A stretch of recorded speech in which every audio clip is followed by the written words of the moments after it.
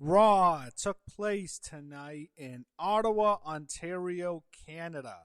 Now, before I get into this review, I wanted to mention that it's now been 3 years since Bray Wyatt passed away. I still remember exactly where I was when I found out the news 3 years ago now. I was shocked, and it's still difficult to process. It really is because someone so young and he was just such a creative force and such a memorable character and so young. It was awful, and it still sucks. It really does. I think Seth Rollins said that in that Bray Wyatt Becoming Immortal documentary, which you can definitely check out my review for it on this channel. But Seth, he said it best. It sucked. It still sucks. It really does. It's awful. So definitely miss. I'm always gonna miss the Bray Wyatt character, especially because the Wyatt Six are gone, and that was the whole thing that I found most sad when they were released. It's not like they were spectacular or anything. It's just that's it now. The Bray Wyatt character that was the last of its legacy, if you know what I mean, and it's over now. And that's what sucked the most about it when you find out those guys were all cut. It's unfortunate in that regards, but anyways, rest in peace, Bray Wyatt. All time great. Hopefully, he gets inducted into the WWE Hall of Fame soon. Now, LA Knight kicked off Raw tonight, which, as I said, took place in Ottawa, and it was in the Canadian Tire Center. He cut a promo on Roman Reigns, it brought out Solo Sikoa, then the Usos came out, and it led to a tag team match being made tonight for the main event. Stephanie Vicaire was out next. I miss her old theme song, but wow, she looked amazing tonight, as she always was, but she just looked really pretty.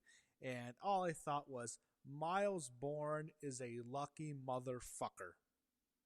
Roxanne Perez came out at the break alongside Raquel Rodriguez and Liv Morgan, the Women's World Champion, both of them accompanying her. And we got our opening match tonight, Stephanie Vicaire taking on Roxanne Perez. I think these two have good chemistry together. So Roxanne got the heat for a while, then Stephanie rallied, and then she hit the devil's kiss to all our delights. It's been too long. The crowd loved it. Everyone loved it. Nice, happy moment seeing her hit this move. Then later on, Liv and Raquel would interfere, which brought out Becky Lynch, got a pop coming out to her theme song. She was kind of ran off Liv, and Stephanie took out Raquel. And then it led to Stephanie pinning Roxanne Perez. It looked like a new finisher, not her traditional finisher, but she hit her with this new move, and she pinned her 1, 2, 3, stacked her up, pinned Roxanne. Nice shot of Roxanne. Stephanie Vicaire pins her.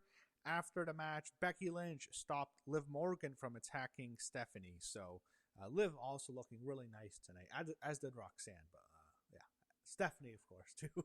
Anyways, they do this thing where Becky gets in the ring and she tells Stephanie, you owe me twice now, because she stopped her from 2 attacks, from getting beat up twice. So we'll see where that goes. I think Stephanie and Becky will definitely have a match. I hope it's not a thing where Becky cost Stephanie the match and then they feud. And I don't know who Liv would feud with after that, but maybe a triple threat to the direction. I doubt Stephanie is going to beat Liv in a couple weeks, so we'll get to that later. So backstage, Rey Mysterio talked to Dragon Lee in the back. And then after Lee left, Dom and JD confronted Rey, but then they were immediately jumped by Javon Evans, who showed some fire tonight. Rey Fenix was out next, not much of a reaction. Then Dragon Lee came out after the break. We get Rey Fenix against Dragon Lee. Crowd was into this, had a fun match. Not a big fan of the style of wrestling. Again, I kind of joke and call it Monday Night Dynamite when they do this shit. Yeah, WWE, I don't care about flips and shit like that. I want to see good stories, good characters, and guys who work and tell a story in the ring instead of just a bunch of cool moves that just don't have any value to me. Don't mean much, but it was a fun match though. Rey Fenix won with the Mexican Muscle Buster, and he advanced to the finals. After that, we got a Lola Vice vignette, which was nice, and she's coming on September 14th. That's the Raw in Mexico. Lola and Stephanie and Roxanne all on the same brand. Wow. That's all I have to say about that. But I'm glad to see Lola on. One thing that's unfortunate for her is she's going to be on the opposite of brand of her boyfriend, Damian Priest. He's on SmackDown. She's going to be on Raw, and that's going to suck. I mean, it's not like how it used to be with the crazy travel schedule, but usually they keep couples together, and I don't know why they didn't put her on SmackDown with Priest. But I just think the women's division on SmackDown is, it's like there's just too many of them. Like there's such the scale is so much in the favor of SmackDown in terms of the amount of women. Like Raw needs more. So I think she might just get lost in the shuffle on SmackDown. It might be better for her to be on Raw, but that sucks for her and Priest. Adam Pearce and Paul Heyman are in the ring for the Braun Breaker and Oba Femi contract signing. Oba was out first, followed by Braun Breaker. They go back and forth on who will be the future of the company. Braun gets upset at Paul Heyman. He took a cheap shot at Oba. They brawl. Austin Theory comes out, and him and Braun attack Oba. But Oba fights off. He hits a clothesline on Braun Breaker, knocking him out of the ring, and then he slams Austin Theory through the contract signing table, wooden table. Slams Theory through the table. Him and Braun Breaker kind of stare down with Oba in the ring, Braun up the ramp, setting up the Sunday Night's main event match in a couple of weeks. I thought this was a very good segment. I really enjoyed it. Usos talked backstage with Jacob Fatu. They argued about what happened last week. And then what happened was the Usos kind of gloat, showing off their Ula Falas to Jacob, putting him down, pissing him off. Javon Evans was out next. Big Cass was out after the break to new theme music. Didn't get much of a reaction. We get Javon Evans and Big Cass. Big Cass got the win. No surprise here. After the match, Dom and JD attacked Javon Evans. Backstage, the beautiful Jackie Redmond was back. I missed her. I missed seeing Jackie. She interviewed Sol Ruka, and then Io Sky walked in and wished Sol good luck in her Intercontinental title match against Raquel Rodriguez next week. Then Lara Valkyria walked in, and that kind of scared off Jackie. And Lara was pretending to wish Sol luck. She tries to get Sol to give her a shot at a rematch, and the winner then faces Raquel. Sol wasn't buying it. I think Lara's probably going to cost Sol the match next week. And I thought Io was actually really entertaining here because she got scared of Lyra, which was funny. Io is just so entertaining when she does it. Really cute, and I like that. And Lyra, by the way, she did mention Bayley by name. So, I don't know what that means. I still think Bayley's leaving and she's going to AEW, but I can see, I predicted Bayley might come back and have another match at Lyra, then lose to her again. But I still think Bayley's leaving. Penta was out next. La Parca came out after a break. We get Penta and La Parca, definitely the weaker of the two semi-final matches. Penta won the match after he goes up the ramp. He stares down his brother, and they shake hands, high five kind of, setting up the finals. And then the winner will face Roman Reigns in Mexico City on the September 14th edition of Raw. LA Knight and Solo Sikoa were in the back talking before their main event match.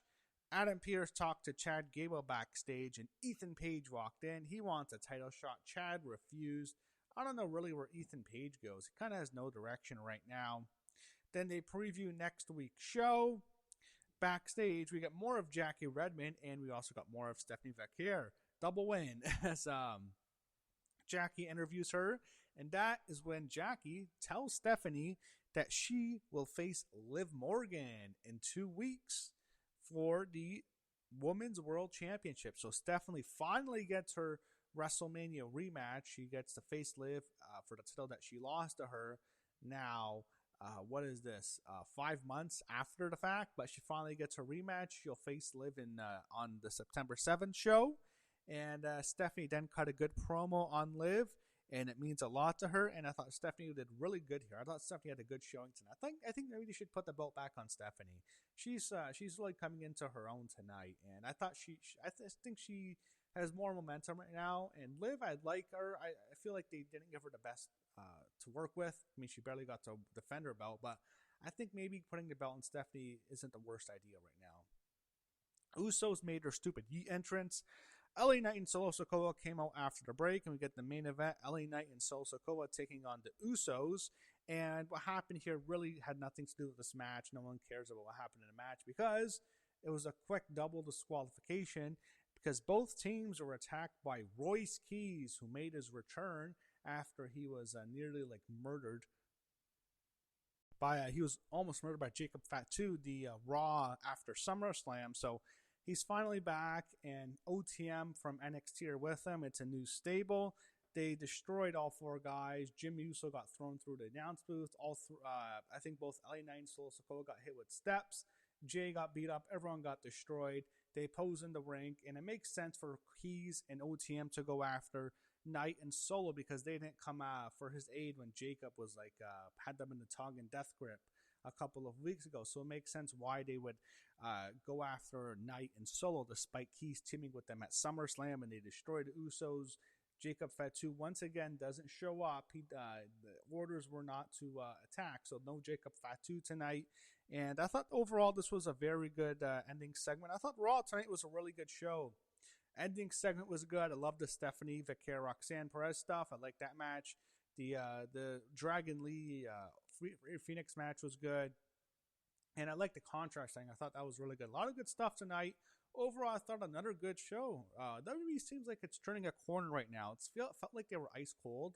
Now it feels like they're doing better and getting on the right track again. I don't know if they're going to get as hot as they were a few years ago or a couple years ago even. But it does feel like they're turning the corner. After SummerSlam, it feels like a product overall. Raw and SmackDown has been better since coming out of SummerSlam. And that's it's been good. I'm looking forward to seeing the next couple of weeks what they have in store. So I enjoyed Raw tonight, and we have a new stable. That's definitely something to look forward to. We also got a lot of title matches to look forward to in the next few weeks. And we'll see what's next as WWE heads out of the summer. Summer's almost over. We'll see what they have in store for us coming in the fall.